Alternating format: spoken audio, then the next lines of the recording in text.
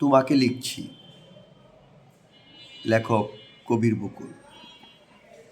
জানি তুমি এখন ভীষণ ব্যস্ত, দম ফেলবার ফুরসত নেই। আমাকে মনে করবার সময় তোমার কই।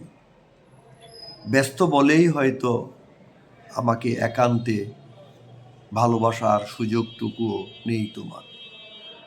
নিজের ভাবনার জগৎ থেকে এই উপলব্ধি হয়েছে, খুব সম্ভবত তুমি আর আগের মতো ভালোবাসো না, ভালোই বাসো না। অবশ্য আমাকে ভালোবাসতেই হবে এমন কথাও নেই। সেই আশকরাও তো তুমি দিয়ে রাখোনি।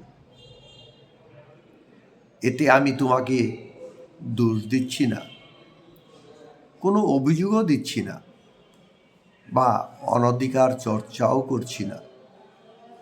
গায়ে পড়ে অযথা কিছু কথা লিখে যাচ্ছি।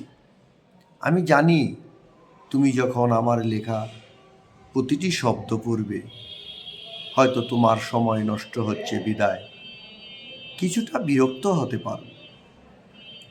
আসলে আমি যখন ভালোবেসে ফেলি, ভালোবাসায় পড়ে যায়, তখন বোধ হয় একটা ঘোরের মতো বিচরণ করি। আমি তলিয়ে যাওয়ার সেই একজন। এই অসময়ে তোমাকে কথাগুলো বলবার ইচ্ছে হলো কেন?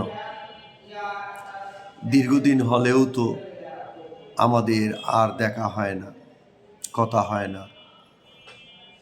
তাই এই খোলা চিঠি তোমার কাছে।